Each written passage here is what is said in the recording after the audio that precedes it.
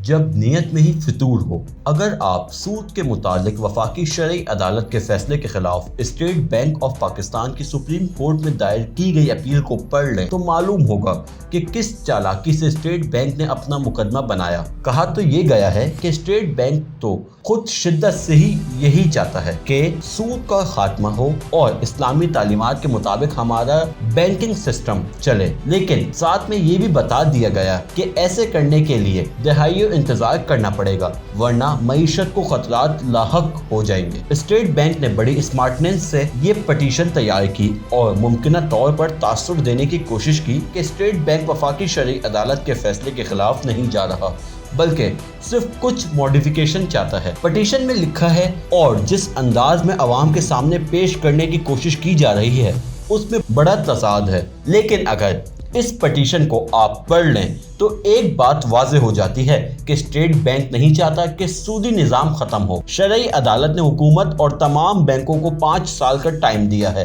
कि पाकिस्तान के banking system को सूद से पाक किया जाए, लेकिन स्टेट बैंक कहता है कि इस मुद्दत में अगर बैंकों को इस्लामी माशी निज़ाम के मुताबिक ढालने की कोशिश की गई तो इससे पाकिस्तान की मईशत को नुकसान हो सकता है। स्टेट बैंक का कहना है कि तसलसल के साथ बदतरजी इस्लामी बैंकिंग सिस्टम को आगे बढ़ाया जाए, जैसे कि भी हो रहा है। स्टेट बैंक के मुताबिक 5 साल में ऐसा मुमकिन नहीं। जब एक काम करने की नीयत ही ना हो तो फिर ऐसे ही किया जाता है जैसे स्टेट बैंक ऑफ पाकिस्तान ने कहा। कितना अच्छा होता। स्टेट बैंक की इस अपील में सूद के मुतालिक इस्लामी हकामात और तालीमात का भी जिक्र अपने फैसले में पार्लियामेंट को सूद के खात्मे के मुतालिक कानून साजी खत्म करने का टाइम फ्रेम देना आइन से मुतसादिम है, लेकिन इसी आइन की उस शक का बैंक को ख्याल नहीं आया जिसमें सूद को जल्द अज जल्द खात्मे की बात की गई है। आइन ने पाकिस्तान को बने 50 साल होने वाले हैं, लेकिन सूद का खात्मा आज तक नहीं हुआ और आज भी स्टेट बैंक ये कहता है कि 5 साल की शर्त तो बहुत जल्दी की तारीख रख दी गई है। बदकिस्मती से जब हुक्मरान तबका और अफसरशाही की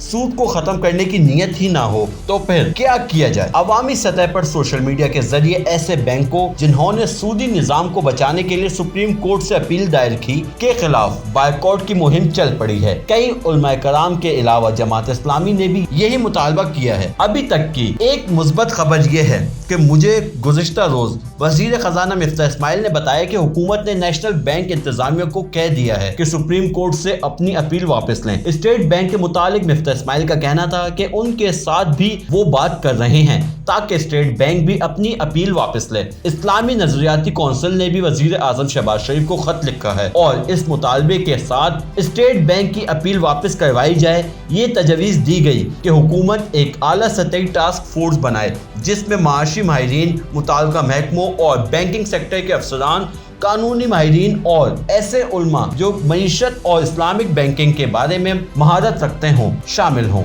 ये टास्क फोर्स वफाकी शरई अदालत के फैसले पर अमल दरामद के सिलसिले में सिस्टम में मौजूद रुकावटों और मुश्किलात का जायजा लेकर इनका हल तजवीज़ करे। मेरा ख्याल है कि इस्लामी नजरियाती कौंसिल की तजवीज़ बहुत मुनासिब है।